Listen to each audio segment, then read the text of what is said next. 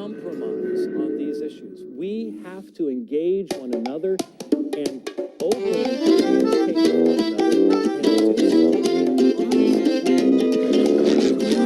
so for either of our beliefs when we try to gloss over these differences. I do not believe that a person can be an honest Muslim and deny what Ali Klaas says. Neither can a person be an honest Christian and not believe what John 1:1 says, that Jesus has eternally existed, or what John 8:58 says, that he is the great I am, or Colossians 2:9 says that he is the creator of all things, and in him all things, all the fullness of deeds dwells in bodily form. We can't deny what our faith says, and the Muslim cannot deny what his faith says either. And so we have to come together and we have to apply the very same standards of examination to each of our faiths. And obviously, it is my belief that as a Christian, that as I have sought to do that, in studying the Quran, in studying the Hadith, in studying Islamic history, and comparing these to the Bible and to Christian history, that what we discover is that the reason for these words in the Quran is not due to divine inspiration. They are due to the misunderstanding of Muhammad and the rightful translation. Now, before someone just takes great offense at that, I must believe this to be true. I can't believe something is both true and untrue at the same time. We have to have the freedom to disagree before we can even begin to honor the truth and examine what the real issue is. Now, Ali Klaas is not for Christian truth and denied. In our next section, we will continue and we'll examine further passages in the Quran that expand upon this denial of the Christian faith, and we'll be able to test whether Muhammad truly understood the Christian faith or whether he did not. Thank you very much. Hey.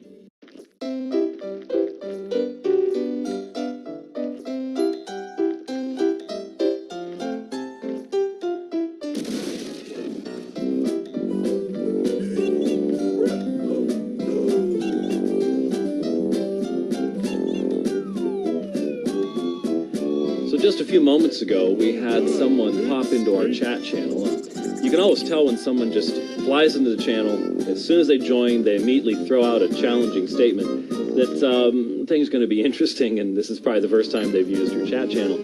And I could tell because the initial challenge was about the first couple hundred years of the transmission of the text of the New Testament, we were probably dealing with a Muslim.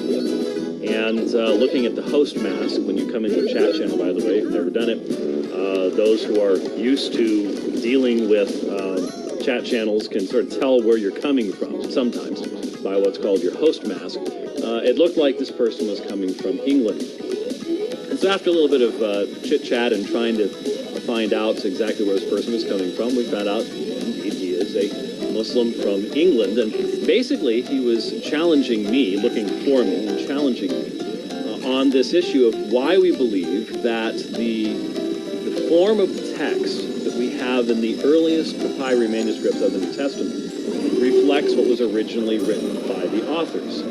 Now, of course, if there is reason to assume some sort of redaction or editing in the history of a text before its earliest manuscript evidence, then that's a question that needs to be addressed. From the Muslim perspective, this is absolutely necessary because in the modern Muslim understanding, notice I said modern, this was not the view of the earliest generations of Muslims, but in the modern Muslim understanding, the New Testament has to have been corrupted because of the fact that it teaches things so contrary to those things that were taught by Muhammad and the Quran. Therefore, clearly the New Testament cannot reflect the original followers of Jesus, though that was not the primitive Islamic belief. Well, because of that then, they want to cast doubt upon the veracity of the transmission of the text of the New Testament. And it was a good question. I mean, how do we know, or do we know, that the text that is written, let's say I happened to throw out in this conversation Luke Acts, somewhere around the early 60s. we get our first evidence of that, not including the church fathers, which is a very important aspect of it, not including manuscripts like P52, very small little fragments, but we get a full enough manuscript of Luke or Matthew or whatever of these texts we want to look at around the year 200 or so. P46, P66, P75, P72. We start really seeing the New Testament text as a corpus existing around that time period. And what it reflects is what we have in the modern editions, the Greek New Testament today. But what about that in between time? Well, it almost seemed like what he was saying was if we don't have the originals, then we just can't know. Which would mean that you'd have to engage in that kind of radical skepticism about any ancient document whatsoever. Because the same thing is true in regards to the Quran or to the Hadith or any ancient document whatsoever. You don't have the originals. And in the New Testament, you have a very, very, very early witness, but you don't have the original documents. And so I tried to explain to him, I said, well, look, what you need to realize is not only the context in which the New Testament was originally copied, that of persecution. You also need to recognize there are multiple authors writing from multiple places at multiple times. That makes trying to make wholesale changes very, very difficult. And if we have a textual platform that appears in AD 200, and we don't have any evidence whatsoever of a wildly variant textual platform that, maybe wouldn't teach that Jesus was the Son of God, or maybe would present Jesus as a Muslim, or maybe would have prophecies of Muhammad in John 14 and 16, perhaps. Where is the evidence of the existence of this textual platform? If it existed, it disappeared from the face of the earth without leaving the slightest bit of evidence behind.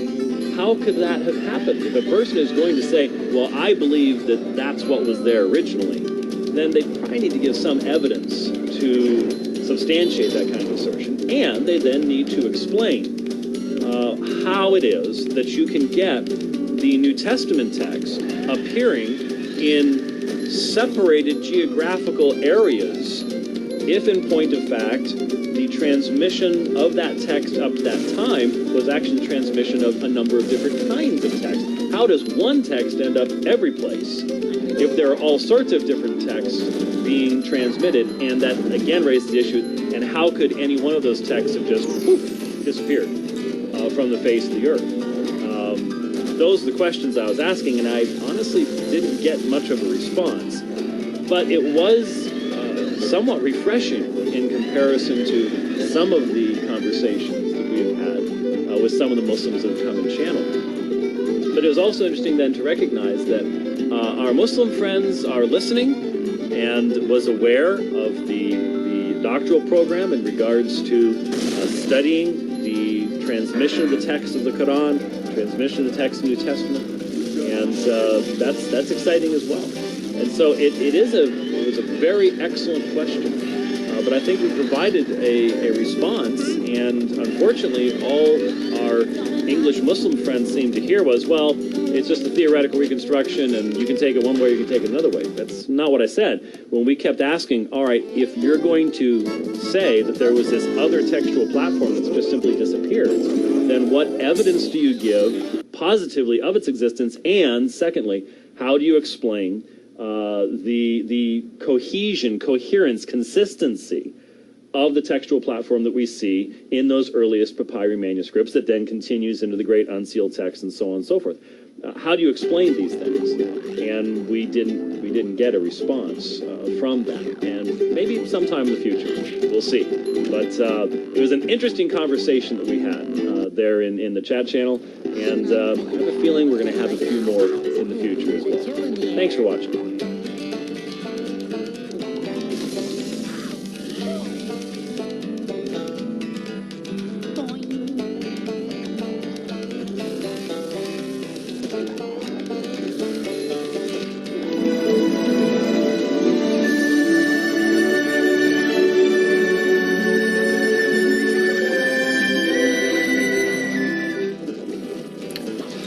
Bart Ehrman has released a new book entitled Jesus Interrupted, revealing the hidden contradictions in the Bible and why we don't know about them. Now, I don't know about you, but it sounds like a rather conspiratorial title for a book that is little more than liberalism repackaged and hopefully, I would imagine, resold as one of New York Times bestsellers.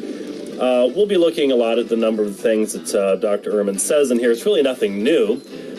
Even he, again, is admitting it's nothing new. It's just a repackaging of what's been before. But even before the book came out, a video was posted on Amazon describing the book and why Dr. Ehrman thinks it's so important and providing one particular example.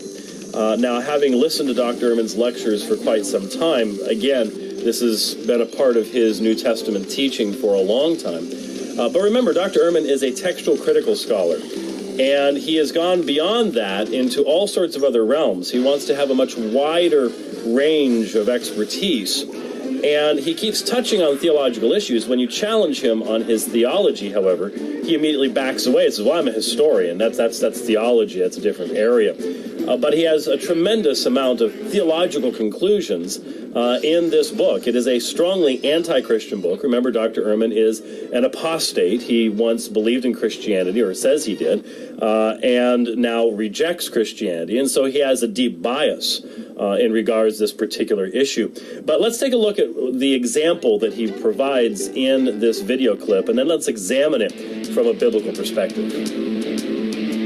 This book is bigger than either God's problem or misquoting Jesus. There are a large array of problems that I deal with in the book, such as the contradictions and discrepancies that you can find among the authors of the New Testament. For example, both Mark and Luke portray Jesus, of course, as being crucified, but his attitude toward his death differs remarkably depending on which gospel you're looking at. In Mark's gospel, Jesus is in despair during his death. He's silent throughout the entire proceeding, and he cries out only one thing during the entire time. He cries out, my God, why have you forsaken me?" And he dies. In Luke's gospel, which was written later, Jesus is not in despair at all. Jesus is calm and in control until the very end. And rather than crying out, "My God, why have you forsaken me?" he cries out, "Father, into your hands I commend my spirit." He's calm and control until the very end. This isn't a discrepancy per se. What it is a different perspective on who Jesus was, depending on which gospel you have to read. Now, immediately, we're a little bit confused because Dr. Ehrman talks about the discrepancies and contradictions in the Bible amongst the various authors. But then he says, as an example, he gives the Mark and Luke contrast, and then concludes by saying this isn't a discrepancy per se. Well, either it's an example of contradictions and discrepancies, or it's not an example of contradictions and discrepancies. We're not sure which one it is. Be that as it may, it is common for Dr. Ehrman in his lectures to raise this point, to make this presentation.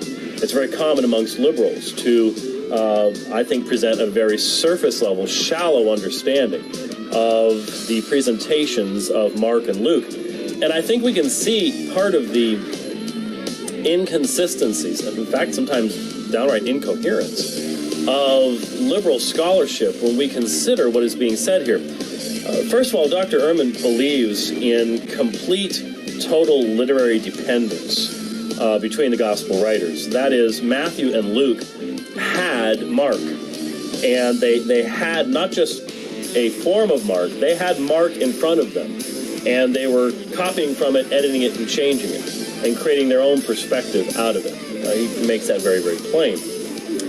Now, there's a lot of problems with that. One of the main problems being that Dr. Ehrman's view of the writers of the New Testament is partially informed by his rather radical view of Gnosticism. He likes to present to his students the idea that the early church was this vast menagerie of different perspectives and different viewpoints, with almost no connection between the groups whatsoever. In fact, even the advertisement for this book presented the idea that amongst the authors of the New Testament, that they believed in completely different religions. That's how vast he attempts to present this. Now, I think a more sober, a little less wild-eyed presentation would be that by the 2nd century, you certainly have a wide variety of perspectives represented by people calling themselves Christians. There is a huge difference, of course, and Dr. Ehrman does not allow for this. There is a huge difference between people who call themselves Christians and people who are. Dr. Ehrman operates on the foundational presupposition that there is no real definition of Christianity at all. That as long as you make room for Jesus somewhere, then that makes you a Christian. It doesn't matter if you're a monotheist or polytheist. I think most people recognize that if you do not even worship the one true God of Abraham, Isaac, and Jacob, in fact, if you identify that God as a demiurge, as many of the Gnostics did, then you're not a Christian. You can call yourself whatever you want, but you're not a Christian. There is a way of defining the fundamental elements of faith, and monotheism and acceptance of the Old Testament prophets and apostles, the milieu in which Jesus' ministry would have taken place, is at least a starting point for defining the Christian faith. So, given all that, he presents this massively wide view of what Christianity allegedly was. And as such, he can take each of these authors and he can divide them up and isolate them. Even though he makes them, he presents literary dependence, each individual is sort of in a completely different context and community. The idea presented, I think, very strongly by Richard Bauckham in Jesus and Eyewitnesses, that there was this continuing community where eyewitnesses were a part of this community, where you had this tradition that was being maintained of the teachings of Jesus, which we find in the New Testament, that this is ongoing, is missing from Ehrman's understanding, so that he can have Luke, on the one hand, have access to Mark. He has Mark's gospel. Matthew does as well. But he can, and so Luke must know that Mark's gospel's out there. It's in the community. People know it's there. Remember, all this is based upon a particular theory of the order in which the New Testament books are written, the Gospels in particular. And so Luke knows Mark is out there, but for some reason, Luke doesn't have any problem changing Mark. In fact, evidently, in his perspective, contradicting Mark. And that's an interesting theory to hold, that while Luke is, in essence, plagiarizing Mark, never mentions him as his source. He's plagiarizing him, editing him, knowing that the people who are going to be reading his own gospel have access to this, and yet does so rather brazenly and without any thought of, people might find this a bit odd. So, anyway, he has this idea, in essence, that these gospel writers don't ever believe that the community is going to be examining all the gospels at the same time. So they can come up with this sort of independent version, and all will be well. As we just saw, he presents the idea that Mark and Luke have very different versions of Jesus. But the only way he can create this is by incredibly selective utilization of the information. He tells us that Mark has a Jesus who dies abandoned. He is forsaken. He's out of control, whereas Luke has the controlled, staid Jesus who's in control, and there's this massive difference between the two. And yet, if you were to do as Dr. Ehrman suggested you do, and maybe pick up a synopsis of the four Gospels and read it for yourself in parallel columns, as he rightly suggests is the proper way of doing so, is that the conclusion you would come to? If you read Mark, are you going to come to the conclusion that Mark is actually portraying to his audience a Jesus who's out of control, forsaken, abandoned, while Luke has a completely different view of Jesus? Is that really a fair reading of these texts? Now remember the things Dr. Ehrman said. He said, well, Jesus is silent, The only thing he cries out is my God, why have you abandoned me? Why have you forsaken me?" from the cross. That's just not what Mark has. Now maybe Dr. Ehrman just doesn't expect people to check him out. Sadly, the vast majority, 95% of the people that I have had quote Bart Ehrman to me in debate or in dialogue have never read the Gospel of Mark. 95%. That's maybe why you can get away with this kind of stuff. I don't know. But let's just consider a few things from the Gospel of Mark. I have a few texts here I'd like to look at. All the way back in Mark chapter 10, verses 32 through 34, Jesus begins to tell the disciples that he must go to Jerusalem. They were on the road going to Jerusalem, and Jesus was walking on ahead of them, and they were amazed, and those who followed were fearful. And again he took the 12 aside and began to tell them what was going to happen to him, saying, "Behold, we are going up to Jerusalem, and the Son of Man will be delivered to the chief priests and the scribes. They will condemn him to death, and will hand him over to the Gentiles. They will mock him and spit on him and scourge him and kill him, and 3 days later he will rise again." Now, here you have, in the Gospel of Mark, which allegedly is presenting Jesus as out of control, abandoned, forsaken. He's in control of where he's going and what's going to happen. He knows why he must go. He knows where he is going. He knows what is going to take place. This same story, in fact, is found in Luke. Luke adds the additional information that they did not understand this. And I can understand why. This flew in the face of their understanding of who the Messiah was. It flew in the face of what they expect the Messiah to be. But here it is in Mark. Now, if it's Mark's intention to present Jesus as out of control and abandoned and all the rest of this stuff, why is this here? Why doesn't Ehrman refer to this? But there's more. As you get closer to the time of Jesus' betrayal and crucifixion, Mark chapter 14, remember the woman who brings the ointment and anoints Jesus. And people become upset with her because the ointment could have been sold for money and given to the poor. Jesus says, beginning in Mark 14:6, "But Jesus said, 'Let her alone. Why do you bother her? She has done a good deed to me, for you always have the poor with you. And whenever you wish, you can do good to them, but you do not always have me. She has done what she could. She has anointed my body beforehand for the burial. Truly I say to you, wherever the gospel is preached in the whole world, what this woman has done will also be spoken of in memory of her.'" Sounds to me like Jesus knows about his burial, knows that it is imminent. And in fact, even beyond that, he's talking about the presentation of the gospel into the whole world. Does this sound like an abandoned, out of control Jesus? How is this different than what we have in Luke? It's not. Clearly, plainly. We continue on, Mark chapter 14, verses 20 through 26. "And when he had taken a cup and given thanks, he gave it to them, and they all drank from it. And he said to them, 'This is my blood of the covenant, which is poured out for many. Truly I say to you, I will never again drink of the fruit of the vine until that day when I drink it new in the kingdom of God.' After seeing him, they went out to the Mount of Olives." He establishes the Lord's Supper.